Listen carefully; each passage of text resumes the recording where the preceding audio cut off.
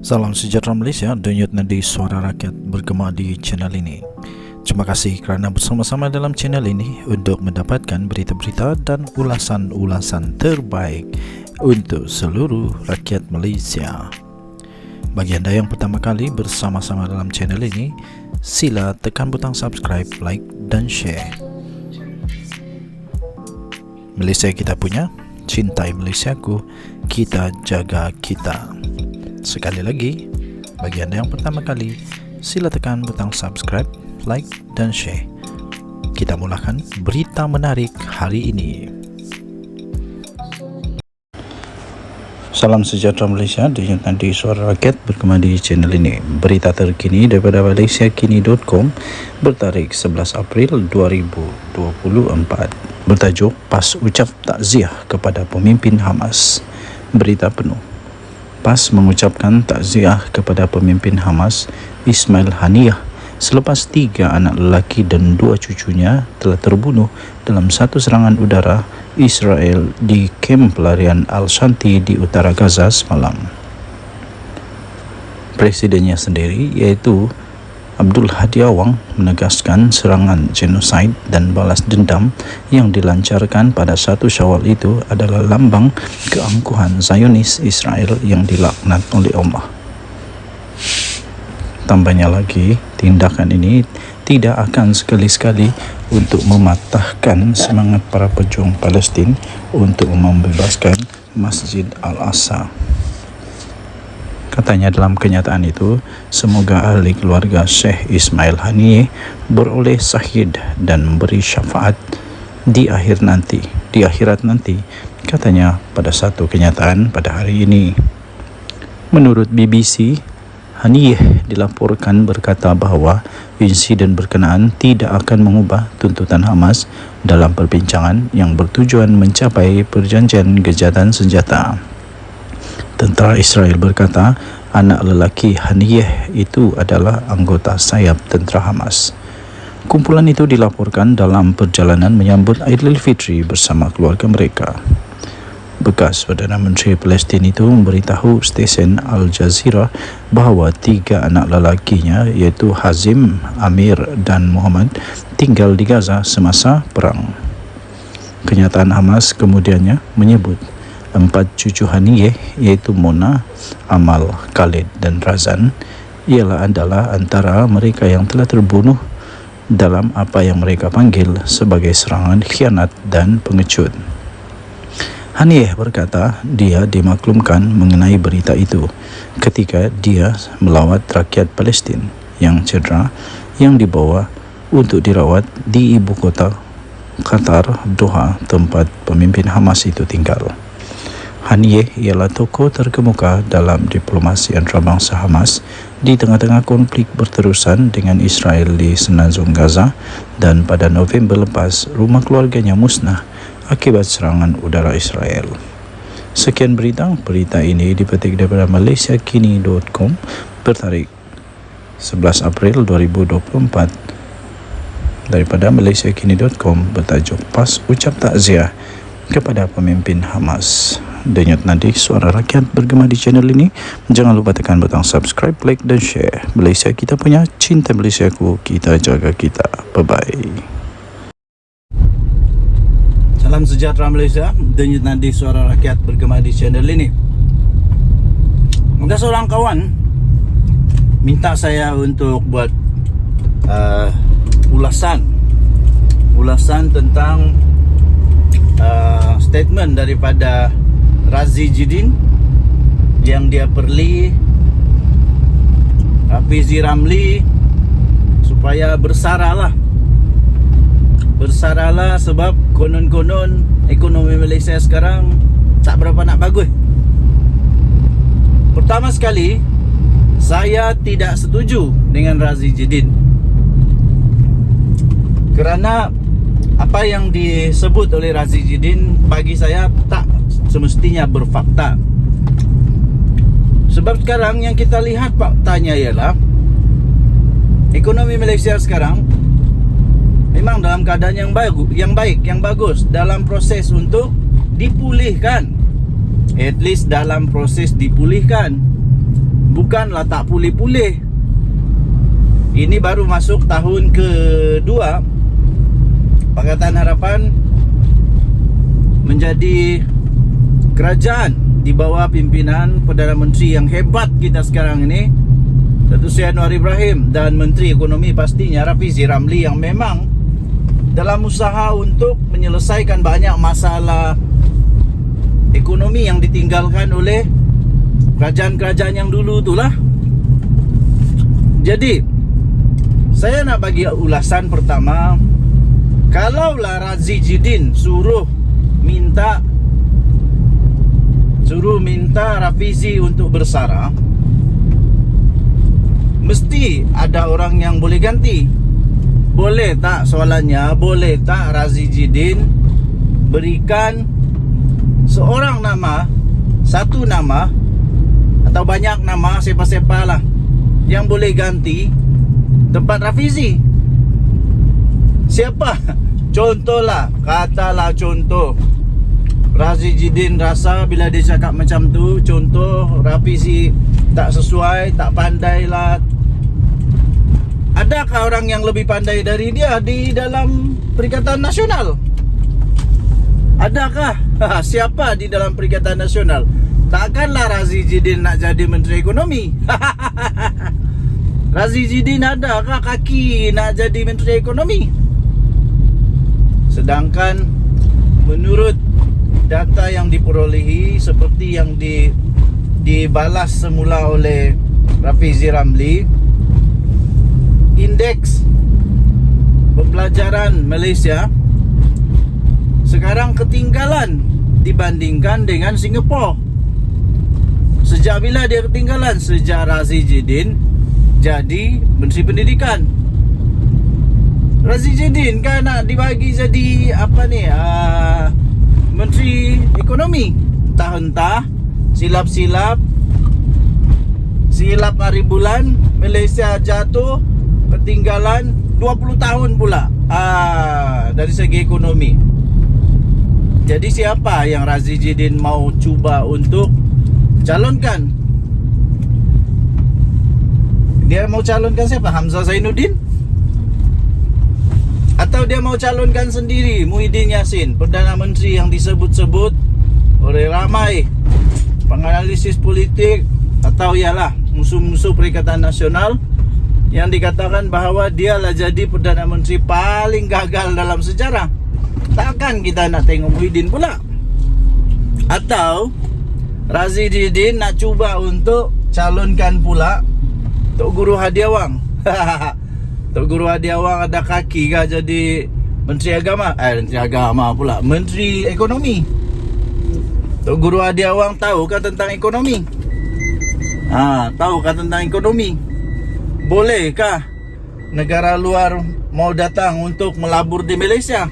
Kalaulah mereka yang saya sebut tadi tu jadi menteri yang bertindak ataupun menteri yang bertanggungjawab kepada ekonomi Malaysia.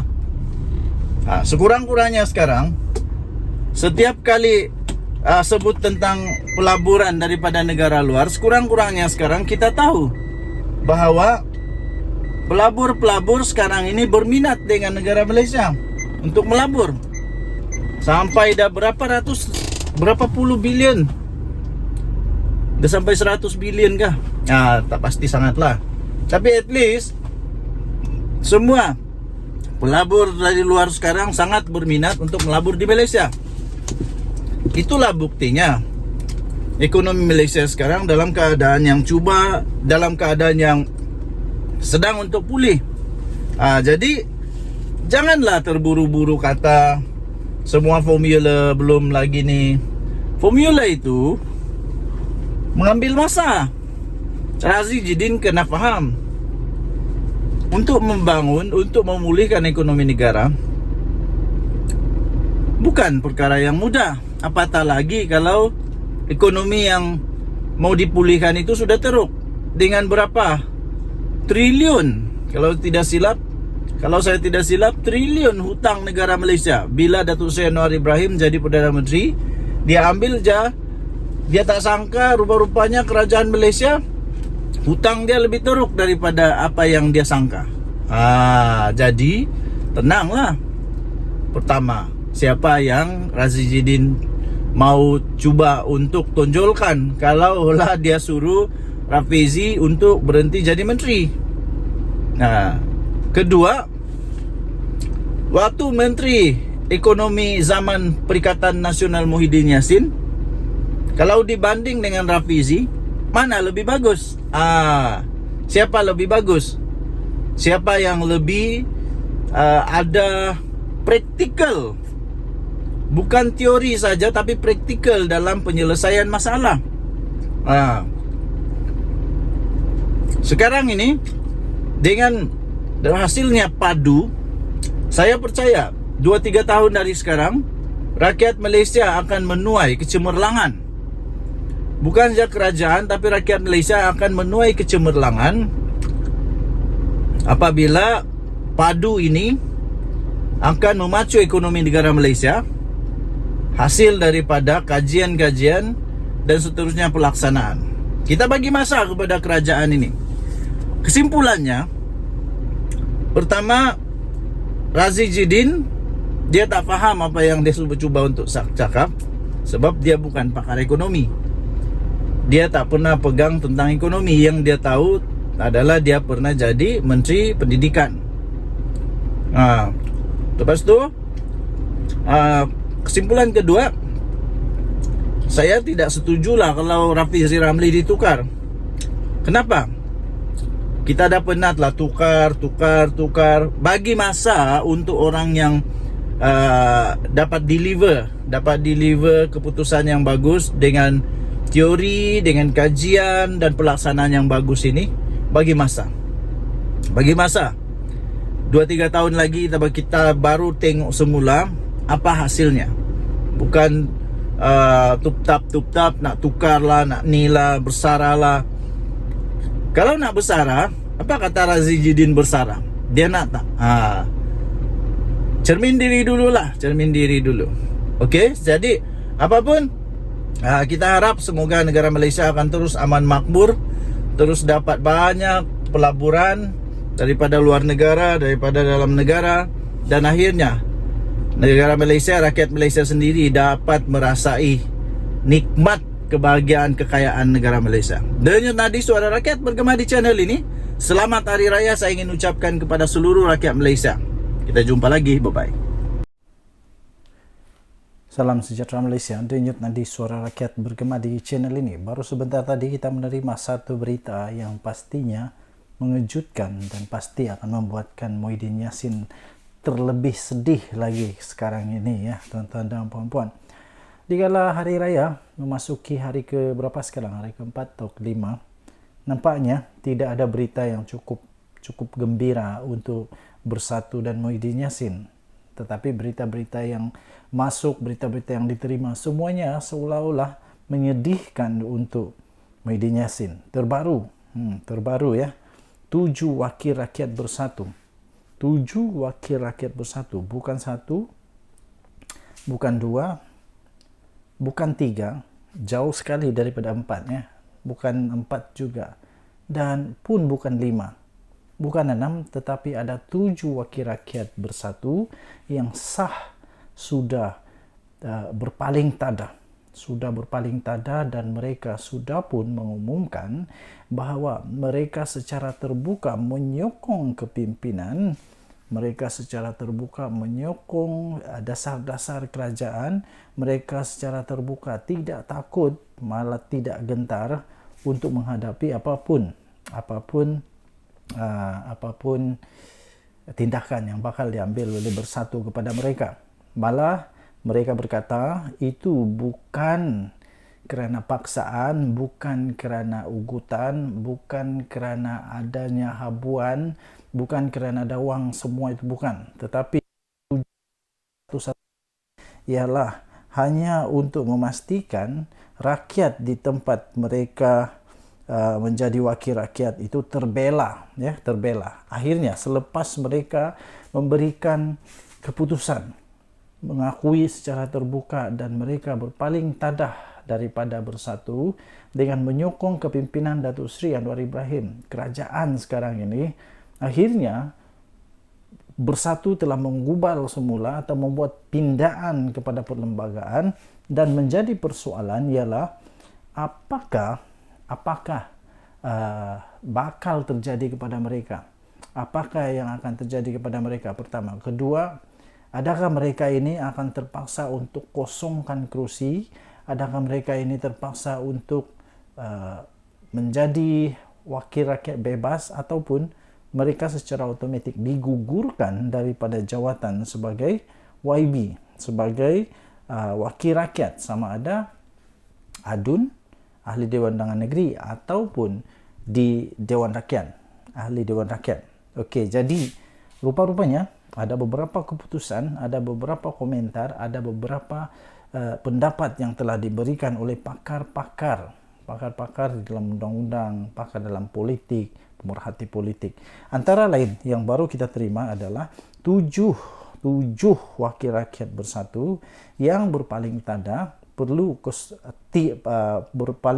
perlu kosongkan kerusi. Itu kata Razali. Benarkah mereka perlu untuk kosongkan kerusi? Siapa Razali ini? Ini adalah Ketua Penerangan Bersatu. Jadi ada dua implikasi yang berlaku. Pertama, kalau mereka kosongkan kerusi, mungkin secara otomatik diorang punya jawatan sebagai MP ataupun sebagai ADUN itu menjadi kosong dan terpaksa dibuat semula pilihan raya. Itu implikasi yang pertama. Kalau implikasi kedua,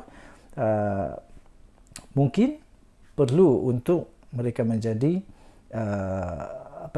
ahli bebas begitu. Tapi kita sudah ada Akta Lompat Parti. Jadi Akta Lompat Parti menyatakan bahawa kalau mereka menarik diri keluar daripada parti, mereka secara otomatik akan digugurkan. Jadi kalau digugurkan, katakanlah mereka digugurkan dan perlu ada untuk pilihan raya,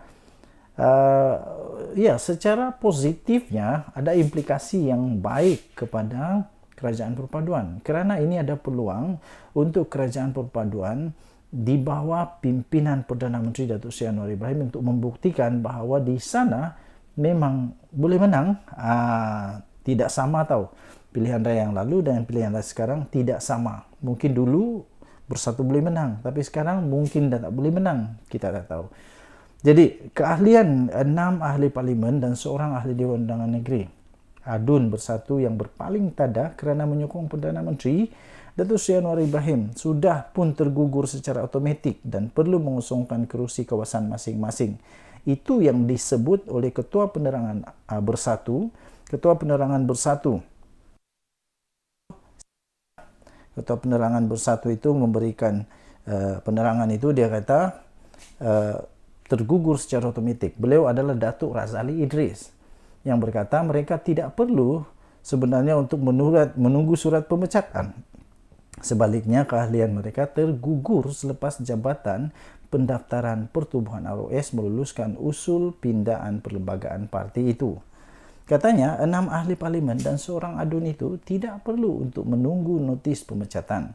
Sebaliknya, kelulusan pindaan perlembagaan parti yang dibuat pada Perhimpunan Agung Khas EGM parti itu 2 Mac lalu sudah memadai.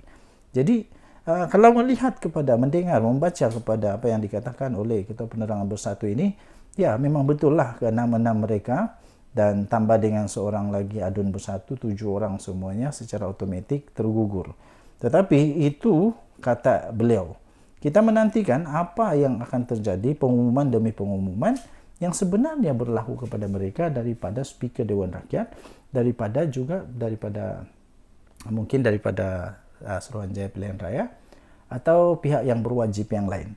Jadi ini pendapat daripada Datuk Razali Idris, tetapi belum lagi disahkan oleh Dewan Rakyat. Dan mereka, saya baca artikel-artikel yang lain, saya baca mereka memberikan masa sama ada untuk kembali untuk memberi support kepada Bersatu dan sebagainya, tapi nampaknya sampai sekarang belum ada apa-apa ura-ura lah. Jadi Razali berkata, Parti hanya akan mengantar surat pemakluman beserta notis kelulusan pindaan perlembagaan parti seperti yang diluluskan ROS. Yang saya heran, kenapa tidak bagi saja surat pecat? Pecat je lah. 6 ahli parlimen dan adun digesah supaya tidak menunggu surat daripada Bersatu. Sebaliknya, jika anak jantan, gentleman lepaskan jawatan dan umum kosongkan kerusi, katanya. Oh, rupanya begitu. Nah, rupanya hanya dicabar untuk letak jawatan, tapi tidak dibagi surat. Saya pun tidak pasti kenapa tidak dibagi surat. Kalau betul-betul mereka mau dipecat, mau pecat mereka, saya pikir baguslah untuk berikanlah surat pemecatan. Razali yang juga ahli Majlis Kerja Tinggi UMNO Bersatu mengulas mengenai 6 ahli parlimen yang bertanding mewakili Bersatu pada pilihan raya umum yang lalu mengesahkan belum menerima apa-apapun notis daripada parti itu susulan sokongan kepada Anwar. Ahli parlimen daripada Bukit Gantang pula, Datuk Syed Abu Hussein Hafiz Syed Abdul Fasal dilaporkan berkata, pihaknya masih belum menerima apa-apa notis daripada Bersatu selepas ROS meluluskan pindaan perlembagaan. Selain Syed Abu Hussein Hafiz, 5 lagi ahli parlimen yang mengisytiharkan mereka menyokong Anwar adalah ahli parlimen daripada Tanjung Karang, daripada Jeli, daripada Gua Musang, daripada Kuala Kangsar dan daripada Parlimen Labuan. Adun Selat Melaka pula. Adun Selat Kelang, Adun Selat Kelang pula, Datuk Abdul Rashid Ashari pula pada bulan lalu turut juga telah mengumumkan untuk memberi sokongan kepada Menteri Besar Selangor, Datuk Seri Amiruddin Syari. Mengulas lanjut, Ketua Penerangan Bersatu itu, iaitu Razali itu turut berkata, beliau berkata, Ketua Badan Pimpinan Bersatu berkata, mereka wajar umumkan kekosongan kerusi bagi membolehkan pilihan raya kecil PRK diadakan. Jadi katanya, jangan jadikan alasan menunggu notis daripada Bersatu untuk membuat keputusan, katanya. Memanglah saya pikir secara etika, mereka kena tunggu notis daripada Bersatu. Apapun, kita tunggu keputusannya yang paling betul. Denyut nadi suara rakyat bergema di channel ini. Bye-bye.